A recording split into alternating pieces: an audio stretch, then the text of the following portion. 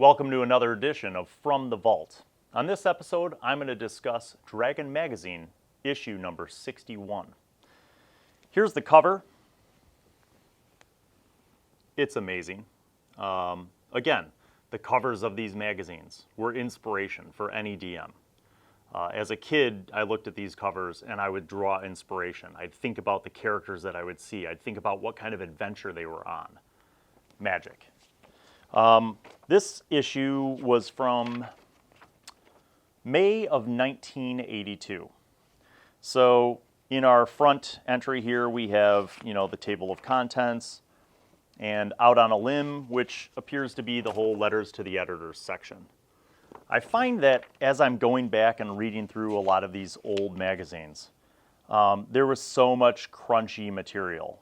And I think even as like a kid and as a teen, there was a big difference in the 80s role-playing game culture between kids who wanted to play the game and kids who wanted to break down the game and analyze it and get really crunchy.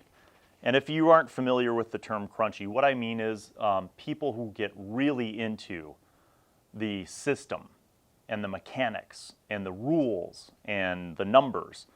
And a lot of these questions and letters to the editor were really like debating questions about mechanics and debating questions about rules, which was a total turnoff for me back then, and it still is now. Because I feel and think I've always felt like too many rules encumber the game. It weighs it down. It makes it boring. You spend more time looking up things than you play the game. So I'm going to skip that part. The first real article, though, is pretty cool. It's by Gary Gygax, and it's called Now You See Them, Cantrips for the Aspiring Illusionist. So again, this early in the era, you could actually learn about the development of the game. I mean, these guys were putting out articles in Dragon Magazine in the early days that are akin to what 5th edition is doing now, Wizards of the Coast, with Unearthed Arcana. They're basically testing out ideas, and they'd publish them in Dragon Magazine, and you could play with them or not play with them. But a lot of these ideas, these early ideas that were published in Dragon Magazine, were later published in hardcover source books or other editions of the game. Some of them didn't fly, but I just wanted to share some of these with you. I think they're pretty cool. So, Special Illusionist Cantrips. They have Colored Light, Dim, Haze, Mask, Mirage, Noise, Rainbow, and 2 Delusion. That's D''Illusion. That's a play on words. So I'm just curious about it, so I'm going to read it to you. 2 Delusion. Area of effect is 4 squares.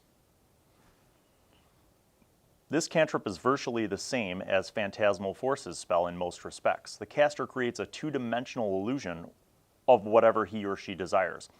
If any viewer observes it from an angle more than 45 degrees from its horizontal or vertical viewing axis, the nature of the illusion will become immediately apparent. It is dispelled by touch or magic. Dispel illusion or dispel magic. The illusion is invisible from the side or the rear. It lasts as long as the caster concentrates upon it. To effectuate the cantrip, the caster must speak a phrase descriptive of the illusion while making a circular motion with his closed hand. Interesting. So to me, that kind of sounds like part of what is now the minor illusion cantrip. Although there's a few more rules in there. I also like how in some of these things, for each of these cantrips, they explain like the somatic and verbal components, which is kind of cool. They don't always do that with spells in later editions. But just like here, for each one of these, they kind of have a little description at the end of how to cast the spell. With Dim, he or she must speak a magical phrase, and then in parentheses they say, such as Bi Ro Newt or Ri O Stat, and make a downward motion with one hand to effectuate the cantrip.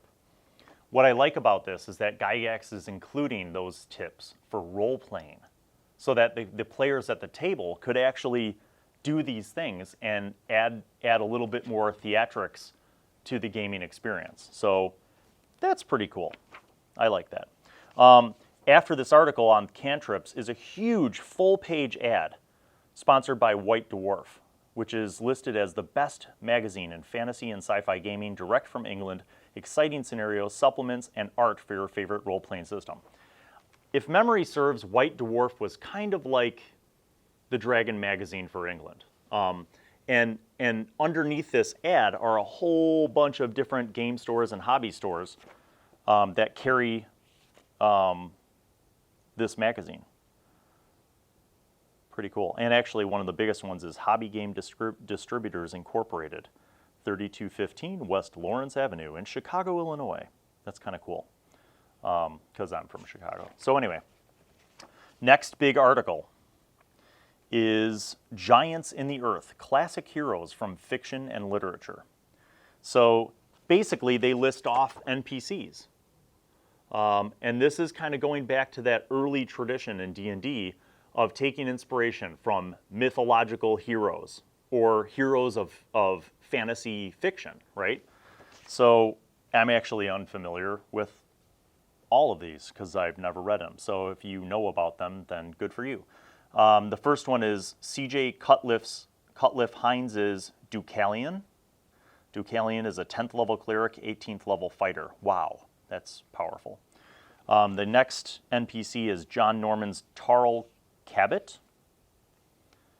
And then we have Charles R. Saunders' Dusoye.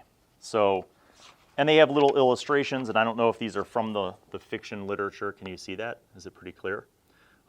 Little illustrations of these NPCs. There's another one, kind of neat. So I guess if you wanted to draw, and this is Dusoye, an African warrior princess woman. So I guess if you wanted to draw inspiration from, you know, other fictional sources, they would publish some of these things with game stats. Not my personal cup of tea, but cool. All right, so here's an interesting little ad that I think is very telling of the early 80s.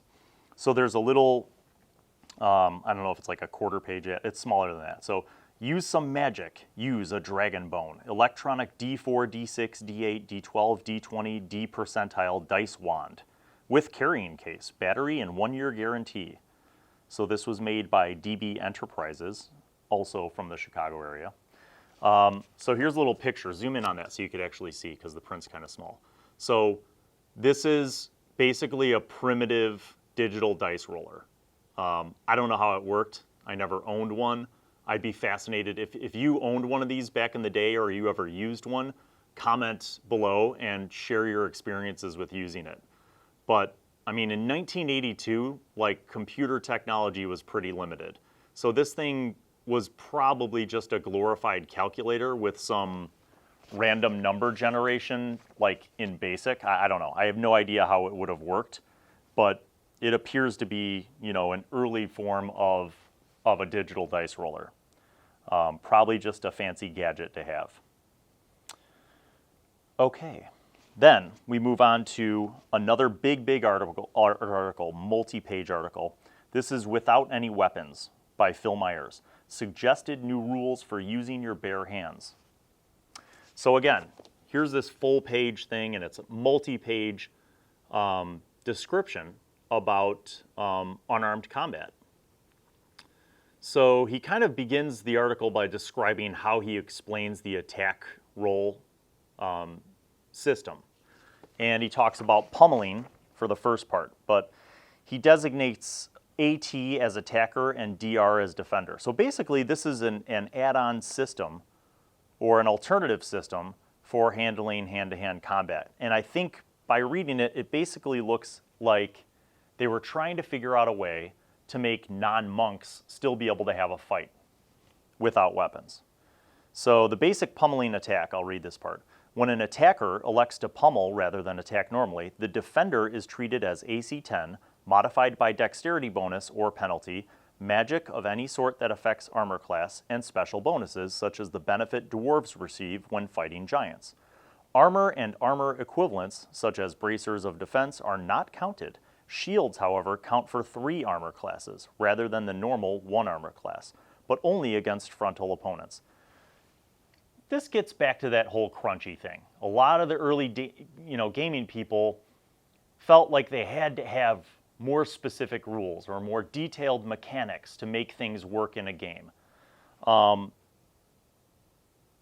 don't know. I don't know why you'd have to go through all these additional things. I think it would slow it down. I would just, come up with a system on the fly, like roll your normal melee attack bonus, and, make your damage whatever you want to make it for a fist, like probably like 1d2, flip a coin.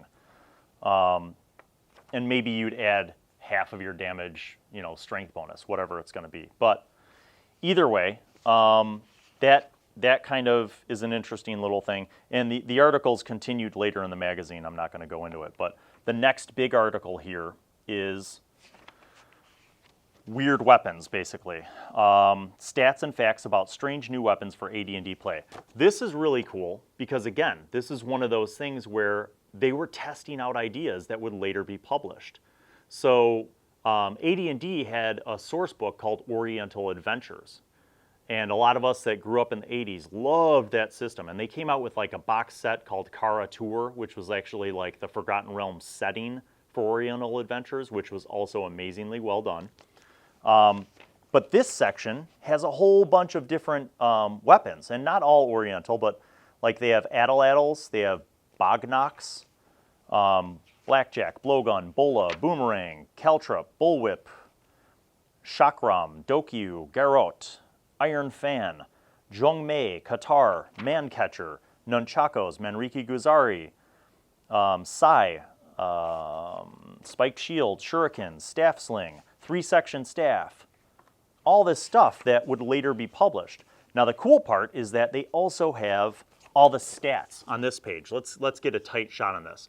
So they have all the tables for how much this stuff costs, the weapon, stats, all that kind of stuff. Now, I haven't compared this to what was later published in Oriental Adventures because, like an idiot, I sold a lot of my early books at a time in my life when I thought I'd never need them or want them again, and now I regret not having that book. But if you compared it, I'm sure there'd be a lot of similarities here because this is the stuff that formed a lot of the content later in Oriental Adventures.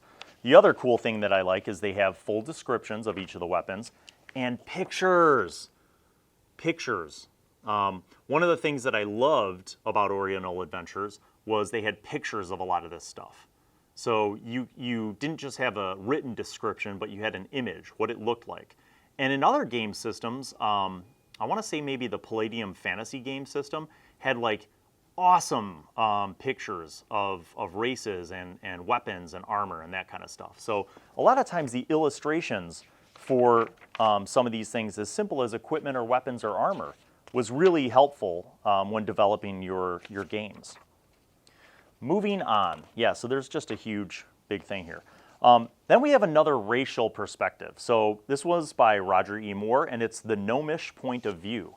So it's an article kind of about gnomes, similar to issue 62 having that half-orc article. So if you haven't watched my other video about Dragon Magazine issue 62, there's a similar kind of, I don't know if you'd call it sociological perspective on this race. But they kind of talk about gnomes, they talk about their ideology, their values, and then, just like in 62, how there was the gods of the orcs, this is the gods of the gnomes. And again, I don't remember if this stuff was published in the original DDs and Demigods or anywhere else. Maybe this was just standalone supplemental material.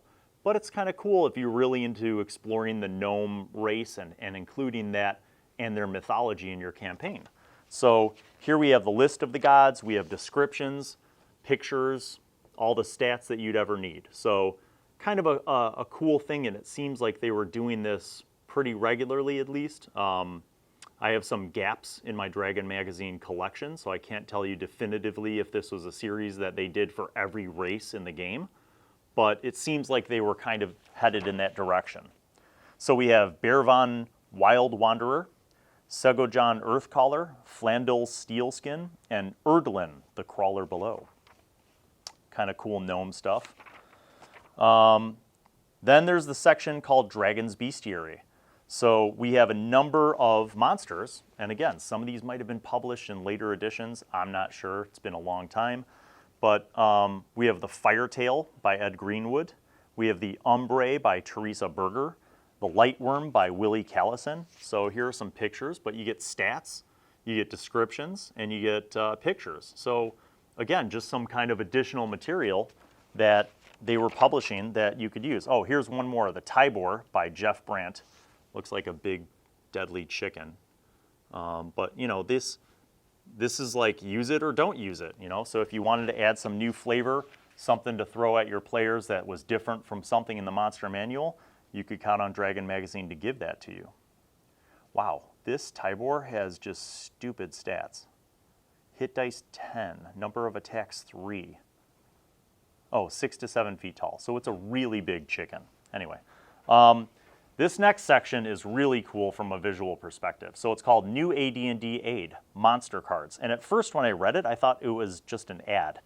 And I think basically it is kind of a long ad, but it's also kind of an article that explains using it. So here's the beginning of the article. And they explain that basically, instead of having to tote around your monster manual, you could have monsters printed out on cards. So you'd have a picture of the monsters and then the stats on the back of the cards. And you could buy these. So they were selling them. TSR was making this. Now what's funny is that this stuff is coming back. It's been around actually. So when people think that they're like, oh, I came up with a great new system where you just print out all the things on a little card and then you just carry it around and it's more portable. They've been doing this since '82. Check this out. They included thumbnails. You got to get in close to these.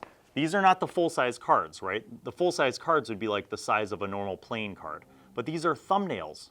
So they're kind of teasing you with like, here's some of the cards that we're going to have monsters for. So it's really cool. The illustrations are neat. I never use these. I never bought them. I never saw anybody use them, and I never played in a game with anybody. But if you had, please leave a comment below and let me know what your experience is. And if you still have these, if you're an owner of a set of these cards, take a picture of them. Tell me about what it's like to play with them. I'm sure they all have first edition AD&D stats, but it's still pretty cool. I think it's kind of a neat concept that, you know, even back in '82, TSR was thinking about ways to help make a DM's process faster. You know, you could pick out all the cards that you were going to use for a given gaming session and have them all ready to go instead of having to page back and forth through a monster manual. So kind of a cool thing. All right, this next article, I have no idea. I never, in my almost 40 years of playing role-playing games, I never heard of this game, but apparently there was a game called Ringside. And there's an article about aging in Ringside. So you have a boxer. What happens when your boxer in this game, Ringside, gets older? How is he affected by it? Again, I only skimmed the article because I've never played this game. I've never even heard of it in my lifetime. But you know, if you have any experience with this game and you want to share your experiences, leave a comment in the section below. I'm always curious about people's experience with old school role-playing games. The next article is Joga-O, Little People of the Iroquois. So this kind of goes back to that whole cultural appropriation. I don't know, maybe that's not what it was. But the idea is that just like in the earlier article where they drew inspiration from fantasy fiction and they built those NPCs, in this one they're drawing from Iroquois mythology. And they're talking about these little people, and there's 2 or 3 different kinds of these little people in this Iroquois mythology. So again, maybe it was just a way to expand your gaming palette. But they have a table here that explains the 3 different kinds, the Gandaya, the Gahonga, and the Odawas. I'm sure I'm butchering that, but they kind of have the 3 different kinds of the Iroquois little people and all their stats on there. So, you know, this is what Dragon Magazine was. It was the resource before the web. They just threw a little bit of everything in there for you, and you could decide whether you wanted to use it or not. Just total supplemental material. The next section, one of my favorite games from back in the day, is about Top Secret. And this, I'm pretty sure I'm right with the following prediction. But this was an article by Gary Gygax about developing the Bureau for Infiltrators. So I don't think infiltration as a bureau was original to the Top Secret game, at least to the first setting. I think it was in later versions. But this is basically his beta, his rule test for how to make an infiltrator agent and a bureau for infiltration. So all the information is there. It's really kind of cool. The table of missions, the value for the missions, different tables for complications, vendetta by members or associated group, false information planted, publicity and government investigation, all sorts of cool stuff for the game Top Secret. Then it goes back to that pummeling and grappling, which is pages upon pages about grappling, maintaining holds, just a ridiculous number of charts and numbers and descriptions to conduct unarmed hand-to-hand combat. I mean, if crunchy is your thing, this issue had everything in there about how to do hand-to-hand combat. All right, then we get to the reviews section. Now this I love, okay? This is history, priceless history. You ready for this? Call of Cthulhu is challenging, okay? So this is a review by David Cook. It's about the first edition of Call of Cthulhu by Chaosium. So he goes on to basically explore this game and talk about the pros and cons of the game. What I love about it is, first of all, I'm a huge Cthulhu fan. What I love about it is his conclusion. So I'm going to read this to you because I think he really hits the head with this. It is difficult to either love or hate the game. When played, it's fun. Some players find it challenging to see if they can remain alive or sane long enough to defeat their foes. Other players actually enjoy trying to go insane. The game has a broad scope for role-playing skills, from quiet researcher to raving madman. For the Keeper, the game is much more trying. The Keeper finds it necessary to fill in the gaps in the rules with quick solutions and use lots of creativity and time to create or gather information and ideas for scenarios. It is a good game for experienced role-playing gamers and ambitious judges, especially if they like Lovecraft's type of story. However, those players and judges just getting into role-playing or who have never read a Lovecraft story are well advised to wait on this game until they have more experience. That could not be a more spot-on review for Call of Cthulhu, because it was not a game for beginners. D&D is a game for beginners. You pick a race, you pick a class, you roll dice, you have adventures. Call of Cthulhu was so much more story-driven and so much more ahead of its time. And it was not for beginning players. Even as an advanced player, I didn't start playing Chaosium's Call of Cthulhu until the late 80s, many years after this article was published. So, and even then, I found it so challenging to play in, to play accurately in the period and the setting, to role play. It had a depth of role playing that was unlike a lot of other games at the time. But then when I tried to run Call of Cthulhu games, I was doing research. I was researching American history and world history at the time. I was watching movies and reading books, and I was prepping like a madman to make my Call of Cthulhu environment really immersive. And of course, I read a crap ton of Lovecraft's short stories so that I could be prepared to immerse my players in that environment. So this is a really spot-on review. And it's just so cool that this was like the review of the game when it first came out. Couple other reviews are in there. I'll just kind of breeze past those. And then at the end, they have that cool off-the-shelf thing where they review fantasy and sci-fi fiction. So a bunch more reviews about these new releases in fantasy and sci-fi. And then, of course, the comics section. So they have one called What's New with Phil and Dixie. I don't remember that, but maybe it was something that they did for a few issues. And then one of my favorites is Wormy. So here's another 3-pager with Wormy. And that leads us to the end of the episode. So issue number 61 of Dragon Magazine was kind of a cool read. A lot of stuff in there that I don't particularly care for, but a lot of interesting insights into the early developmental ideas of the game. So I hope you enjoyed this episode. Stay tuned for more from the Vault, and thanks for subscribing.